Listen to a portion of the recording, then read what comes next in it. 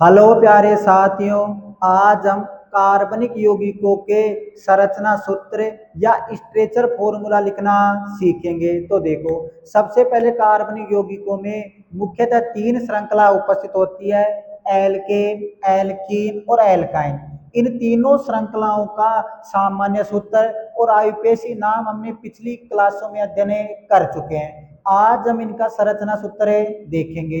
तो यदि हम संरचना सूत्र को देखें कि संरचना सूत्र, जैसे हम अमोनिया है, इस अमोनिया का संरचना सूत्र लिखें, तो इस अमोनिया के बंधों को यदि हम खोल कर लिख देते हैं तो उसे ही संरचना सूत्र कहते हैं। जैसे नाइट्रोजन एन, अब हाइड्रोजन कितने हैं? तीन, और हाइड्रोजन एक कलबंध बनाता है, तो तीन हाइड्रोजन जोड़ दो, एक हाइड्रोजन, दो हाइड्रोजन, और कितने यहाँ एक हाइड्रोजन नीचे भी जोड़ सकते हैं, ऊपर भी जोड़ सकते हैं। तो ये अमोनिया क्या हो गया? संरचना सूत्र। इसी प्रकार हम इन तीनों श्रृंखलाओं का संरचना सूत्र लिखना देखेंगे। तो देखो, सबसे पहले एल्केन श्रृंखला में देखें कि एल्केन श्रृंखला में कार्बन और कार्बन के बीच में एक कलबंध अर्थात सिंगल बंध पाया जाता है। ऐसे ही हम एल्कीन श्रृंखला देखें कि जो एल्कीन श्रृंखला है उसमें उस पूरी की पूरी श्रृंखला में कोई भी दो कार्बनों के बीच में, यानी कोई भी दो कार्बनों के बीच में कम से कम एक द्विबंध उपस्थित होना चाहिए। ऐसी एल्काइन श्रृंखला में कोई भी दो कार्बनों के बीच में एक त्रिबंध उपस्थित होना चाहिए। अब देखो, अब यदि हम देखते हैं इस सूत्र में n बराबर एक लिखते हैं, क्योंकि n है नंबर ऑफ कार्बन एटम अर्थात कार्बन परमाणु की संख्या। तो यदि हम n बराबर एक के लिए देखें तो इस सूत्र में n बराबर एक लिखो, तो देखो C या एक लिख दिया तो यहाँ कितना आया? H, दो गुणा एक प्लस दो। यहाँ सूत्र क्या हो गया? C H, दो एकम दो, दो में दो जोड़े कितना आ गया? चार। तो n बराबर एक के लिए सूत्र क्या आ गया? CH4। इसका नाम होता है मैथेन। देखो, अब यदि हम इसका संरचना सूत्र लिखे तो कार्बन कितना है? एक, तो एक कार्बन लिख दिए।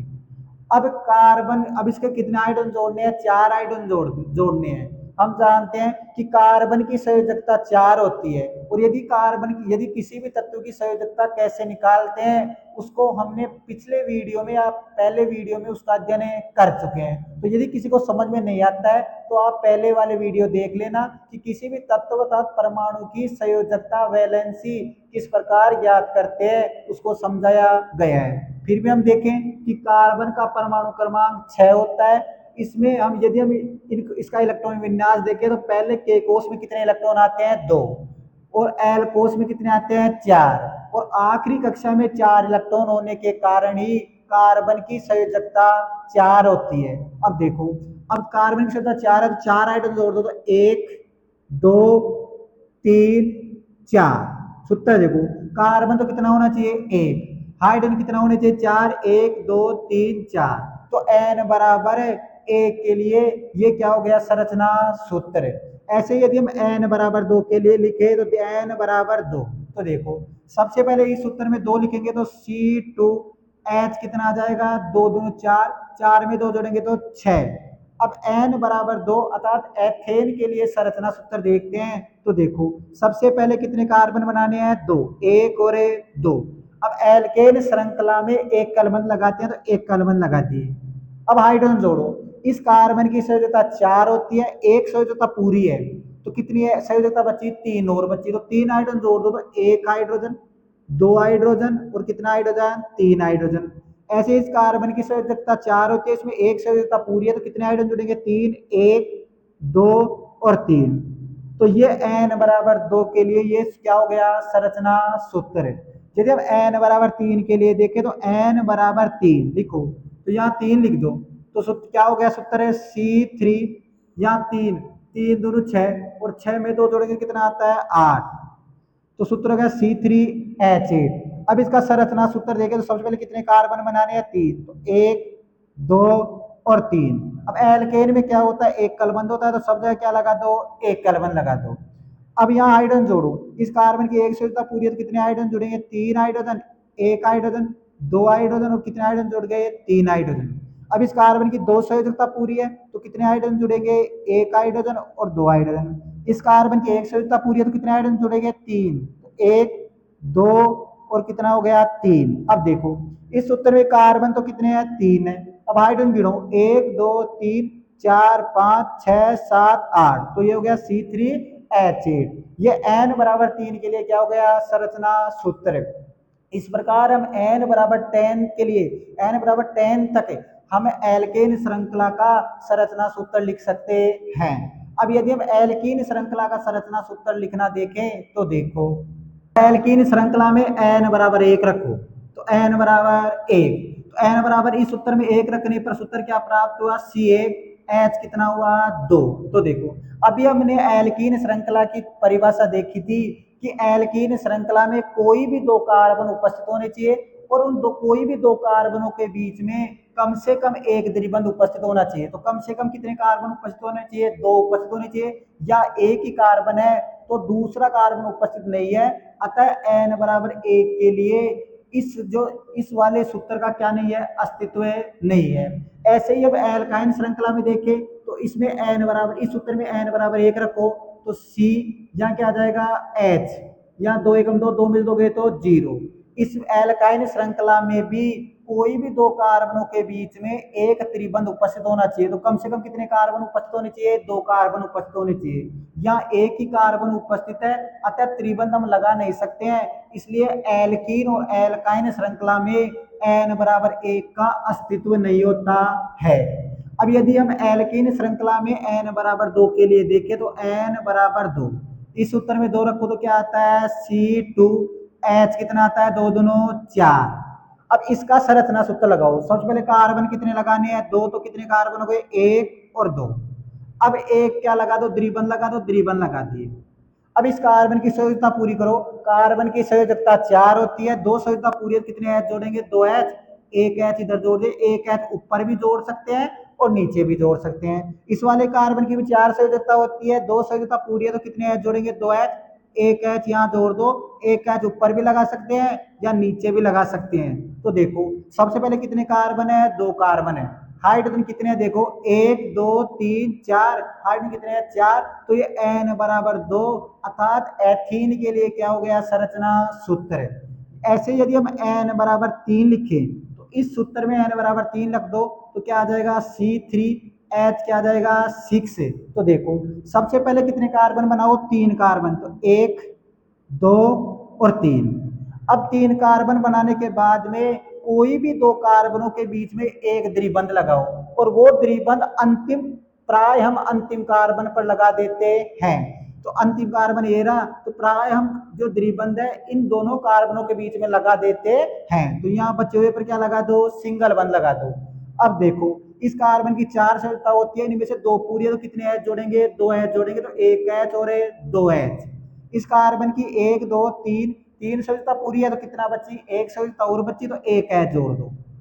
इस कार्बन के लिए देखो 4 में से 1 संयोजकता पूरी है तो कितने H बचेंगे, 3 H बचेंगे, तो 3 H जोड़ दो, तो 1 2 और 3। तो देखो सबसे पहले यहाँ कार्बन कितने हैं, 1 2 और 3 है। हाइड्रोजन देखो 1 2 3 4 5 6, तो ये C3H6 हो गया। तो ये n बराबर 3 के लिए संरचना सूत्र हो गया।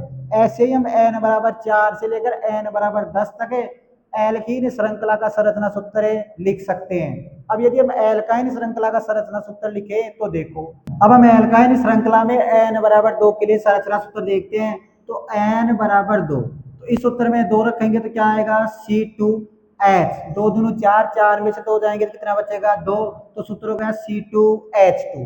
अब इसका संरचना सूत्र देखो, सबसे पहले कितने कार्बन बनाओ, 2 कार्बन बनाओ। अब इन 2 कार्बनों के बीच में कम से कम एक त्रिबंध लगा दो, तो क्या लगा दिए, एक त्रिबंध लगा दिए। अब इनकी संयोजकता पूरी करो, जिस कार्बन की 4 संयोजकता होती है इसमें 3 संयोजकता पूरी है तो कितने H जुड़ेगा, 1 H जुड़ेगा।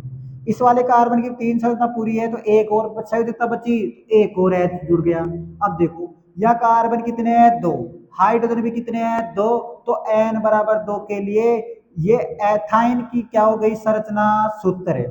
ऐसे ही यदि हम n बराबर 3 के लिए देखें तो n बराबर 3, देखो इस सूत्र में 3 रखो तो क्या बना C3H, कितना आ गया 3 दूनो 6, 6 मिल दोगे कितने बचे 4।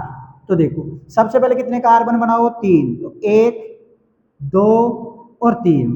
अब 3 कार्बन बनाने के बाद में कोई भी दो कार्बनों के बीच में एक त्रिबंध लगाओ, परंतु प्राय हम जो त्रिबंध है वो अंतिम कार्बन पर लगा देते हैं। तो यहाँ क्या लगा दो, एक त्रिबंध लगा दो, बचे हुए पर एक कलबंध लगा दो। अब सुनो, इस कार्बन की तीन चार संयोजकता होती है, तीन संयोजकता पूरी है तो कितना बचा, एक एच बचा, तो एक एच जोड़ दिए। इस कार्बन की एक दो तीन और चारों संयोजकता पूरी है तो कोई भी एच नहीं जुड़ेगा।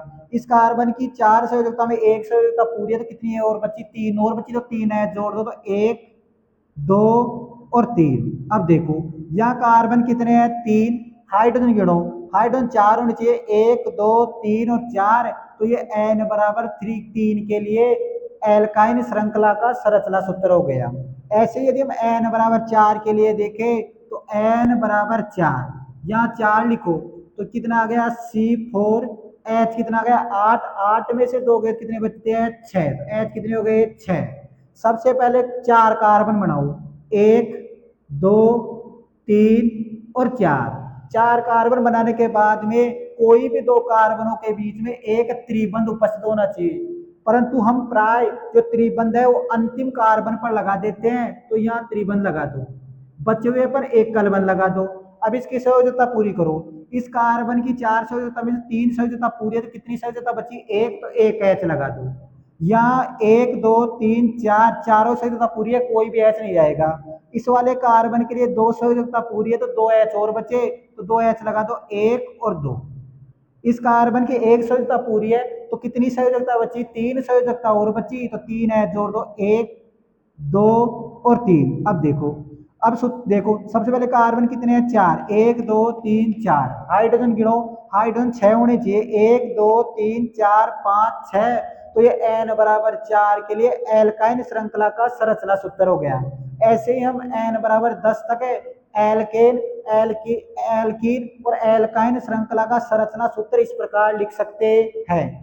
आशा करता हूं कि आपको एल्केन, एल्कीन और एल्काइन श्रृंखला का संरचना सूत्र लिखना आ गया होगा। अगर वीडियो अच्छा लगा तो प्लीज इसे लाइक शेयर और सब्सक्राइब कर देना। धन्यवाद।